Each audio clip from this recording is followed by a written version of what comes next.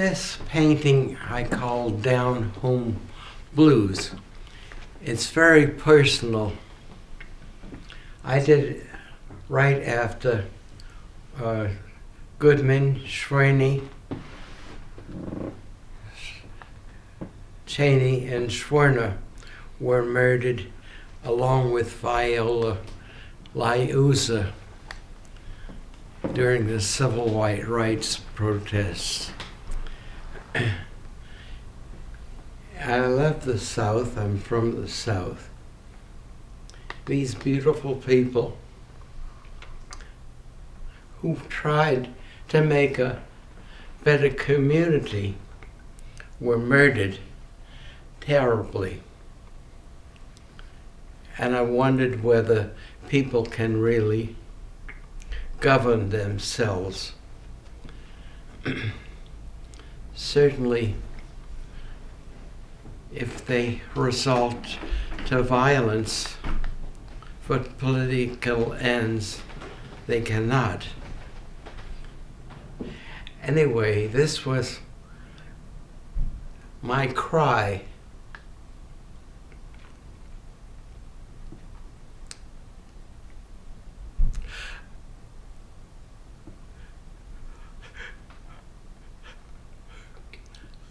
I was crying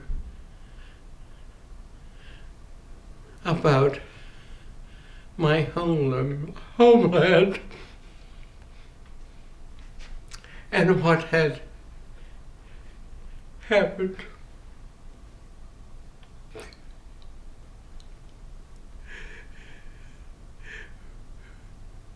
Things are better.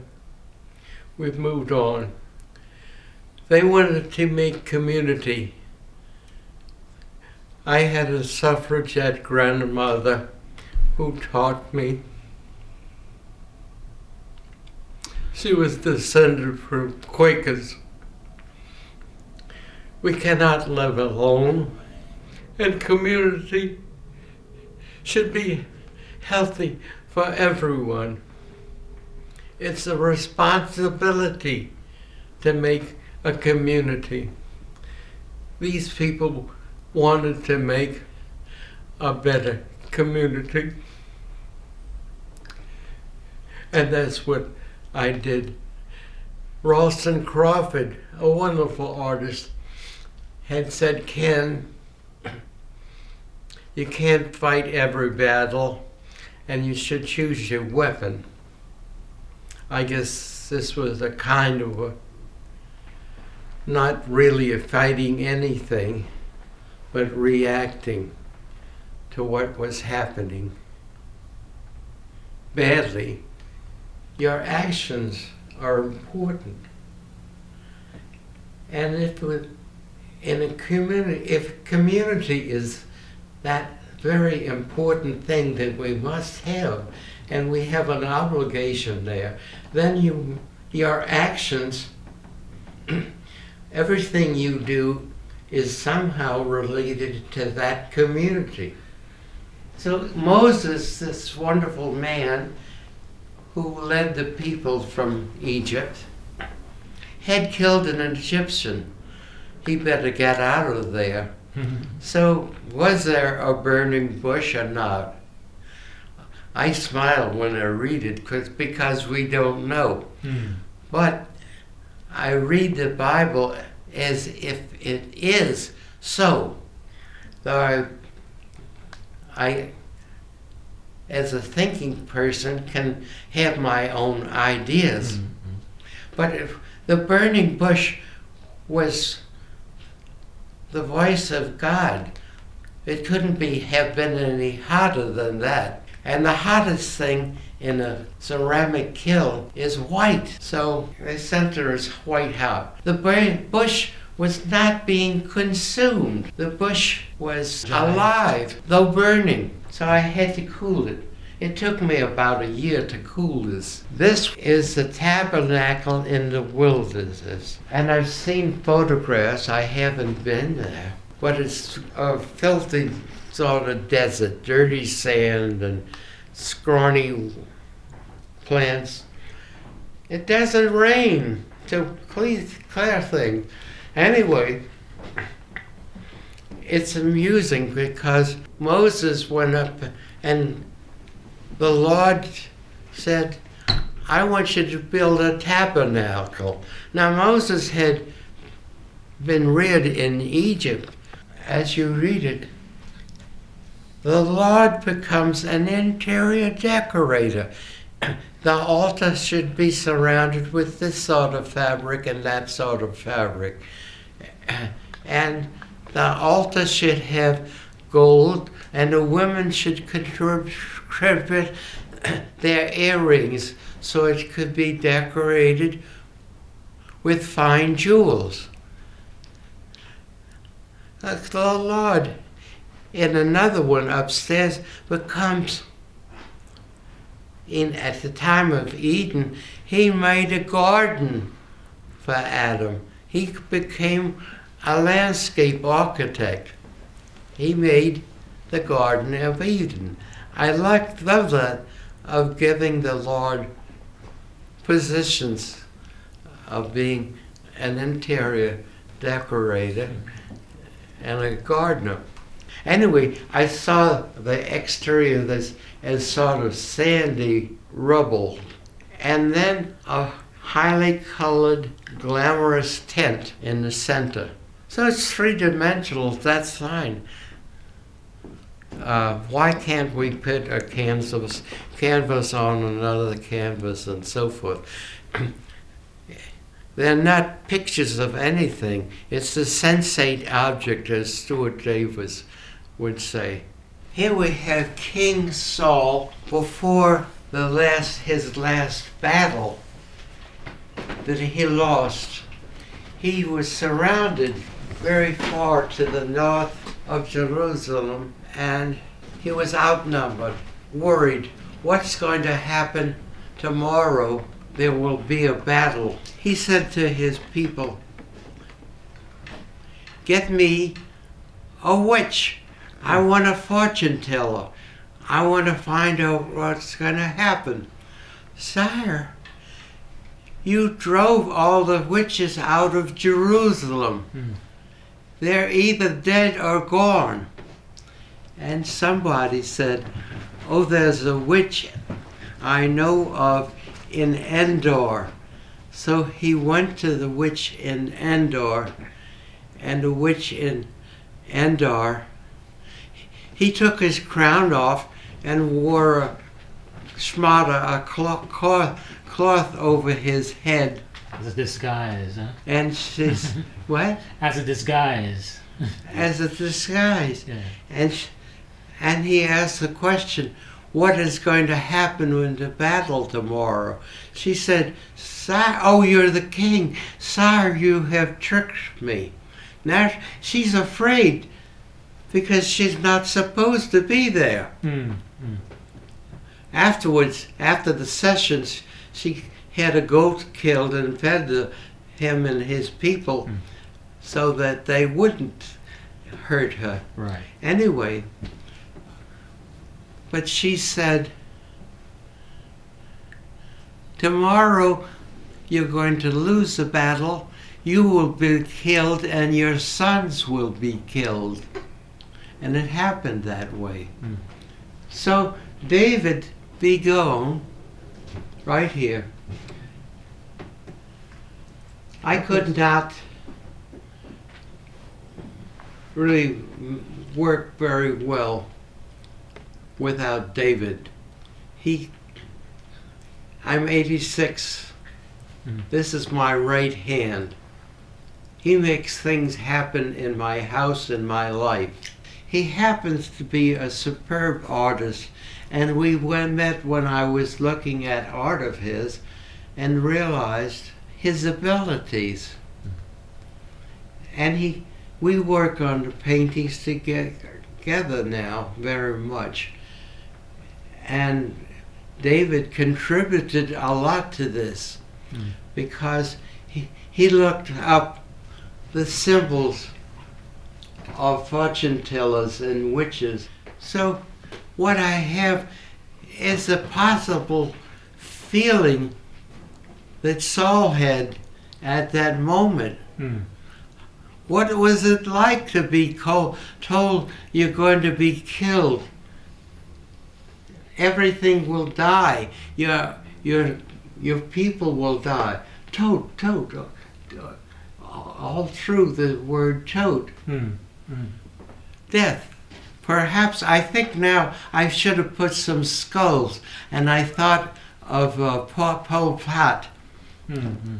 and a row of skulls might have been very good in there. I think the flow shows law. There's a tide there. He's trapped. He can't get out of that tide. Right. Yeah. You're going to be lost. Hmm.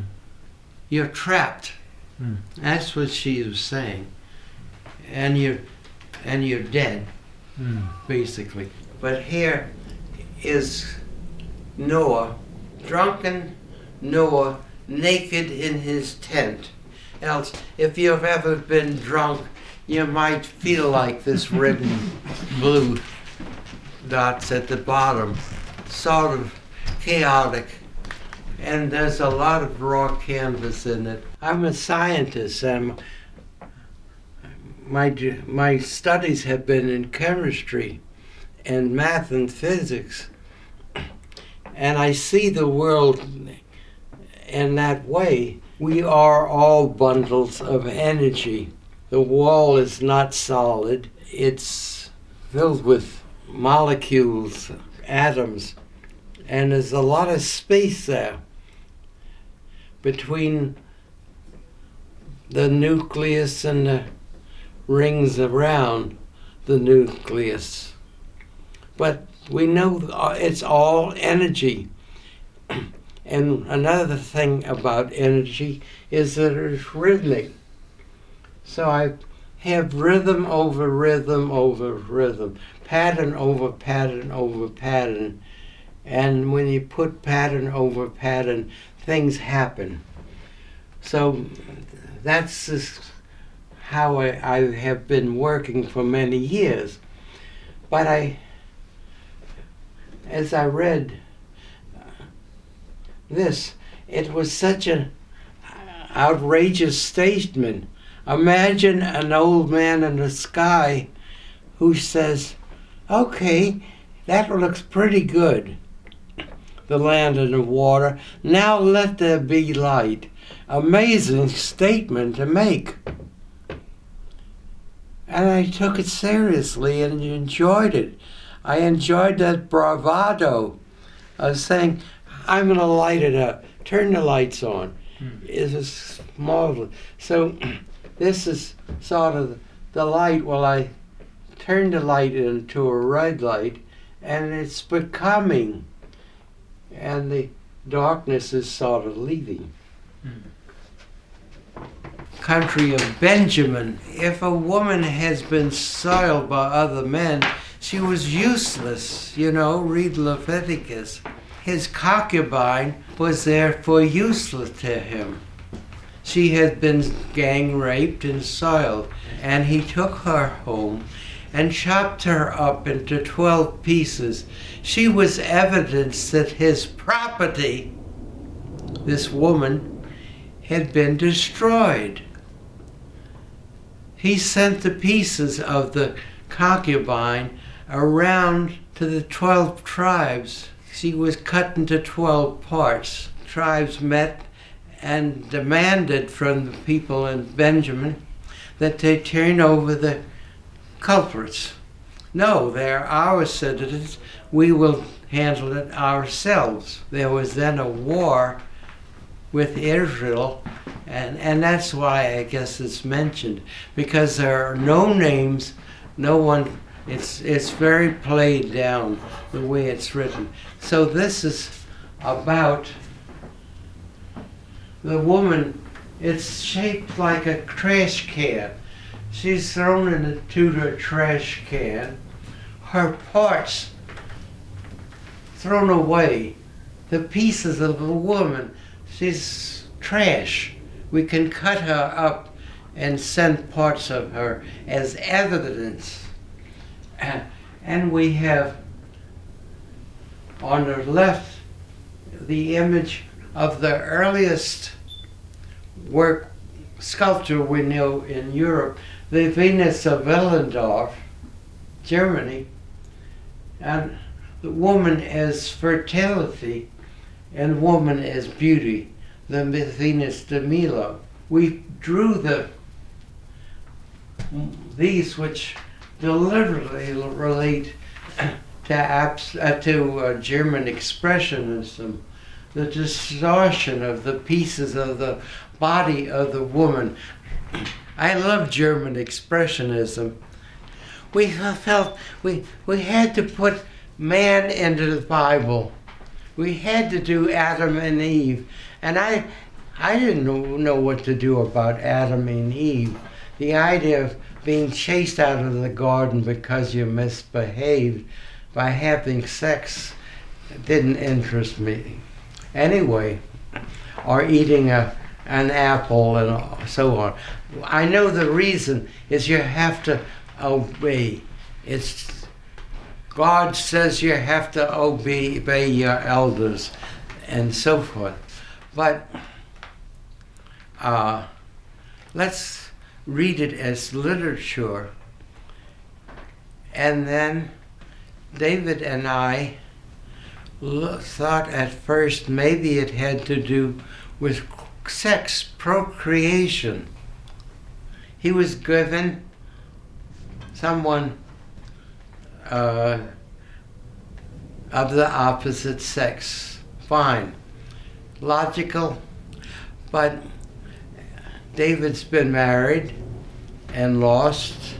I've been married and lost. My wife died, his wife died.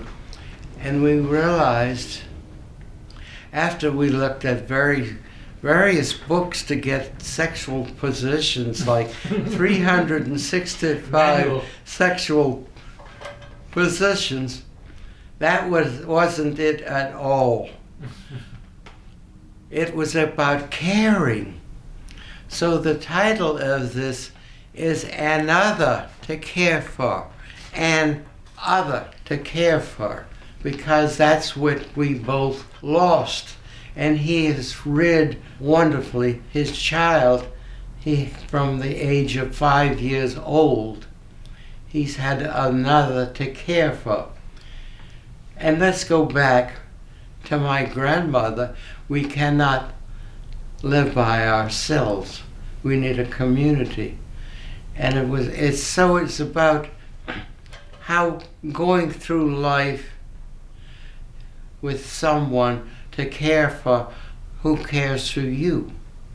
That seemed to be the important story. And if you read the Bible, there's a little statement in there that God decided that Adam needed someone to be with, more or less.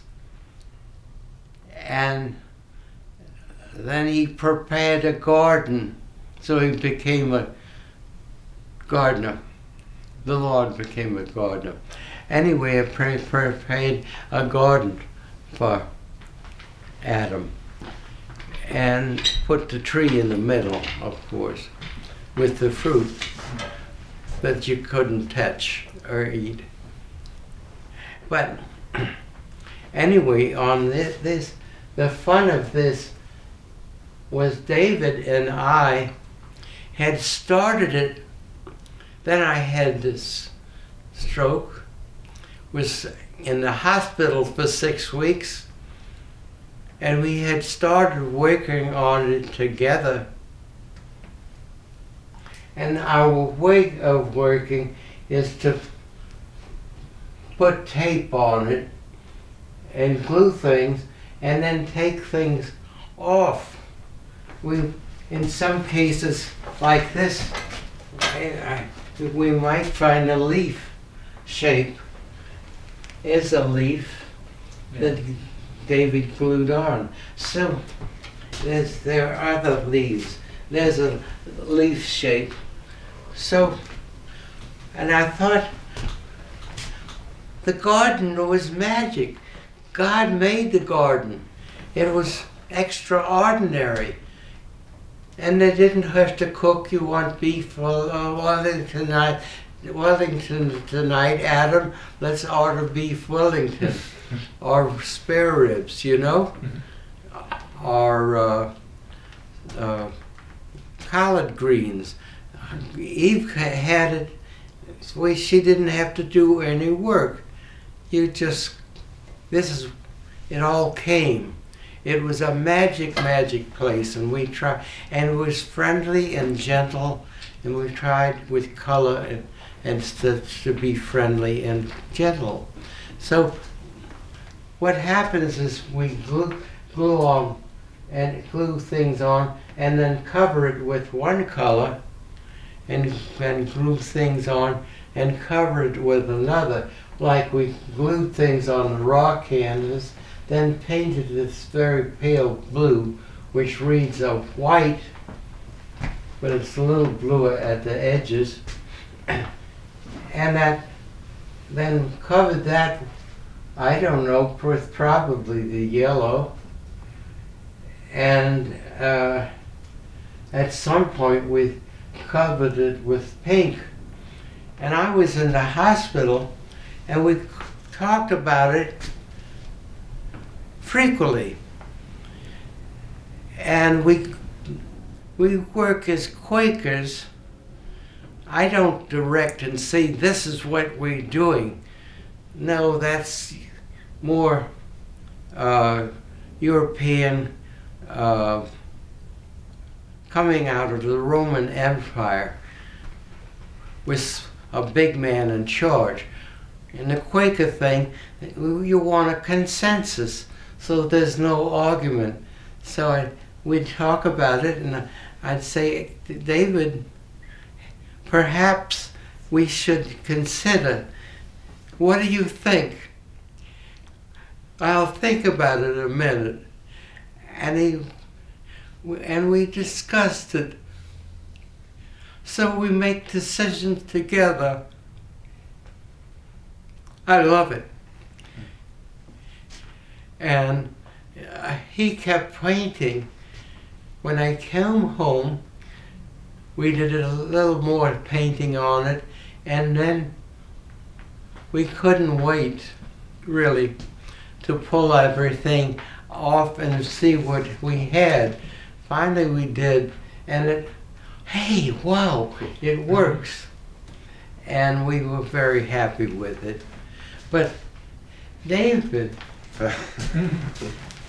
6 weeks in a hospital, were put to use. He's my right hand and my left hand. Great Thank you. experience and honor. This is your painting is Uriah. Uriah was very Gary Cooper-like, and he was straightforward. What he said was what it is. He couldn't tell an untruth. He had to be honest and decent about everything. So he was straight and upright, like this black stripe with the white on each side. And then he was away fighting for David. And they had the city of Rabbah, the Philistine city, under siege. So David is horny one night. He's on his roof. He looks down. Who's that woman bathing down there? Is that the wife of Uriah the Hittite? There's something a little about anti-Hittite about that statement. He could have said, is that the wife of Uriah? David is interested. He impregnates her. She's big with child. David sends to Uriah, come home. He camps in front of David's house in a tent. Go home and see your wife with a big belly. that I created. No, sire, I can't do that while my men are deprived of their wives. I'll stay here and suffer in my tent. So David gives him a note. He says, take this to your commanding officer. And it says, when you're in front of the gates of Rabbah, tell the men to withdraw and leave Uriah alone. And here we have Uriah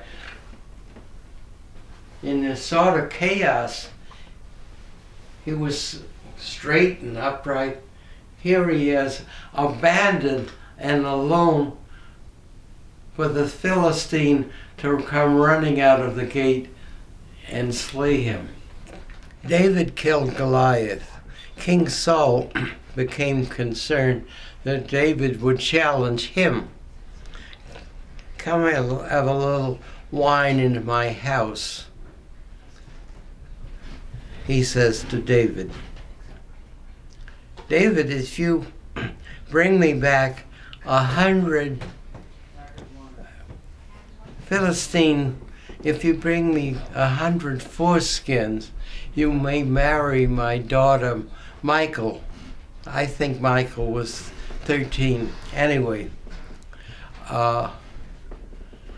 he wants to get David killed because David might be a competitor to his kingship. However, if David does not get killed, David would be his son-in-law. You don't kill your daddy. So he's in the family. David goes off with his men and brings not 100 but 200 foreskins back. Jews don't have foreskins, so they had to be Philistine foreskins. So 200 men died. You don't take away the foreskin from a live man without having some protest. Anyway, I thought about it when David came back with a rag folded up and filled with dried foreskins, and what would it look like? And David and I worked on these together. And David did a lot of the drawings, but we have sort of insects, knives. Here's a knife, and you see a cock and balls, another cock and balls, and that one, knives and cock and balls. They had to be, you had to cut them off, the foreskins. Anyway, so these are all about that subject, and we had a lot of fun trying to deal with it. They must have stank. They smelled horrible. So one over there in the stairwell, you get the sense of orange, putrid smell.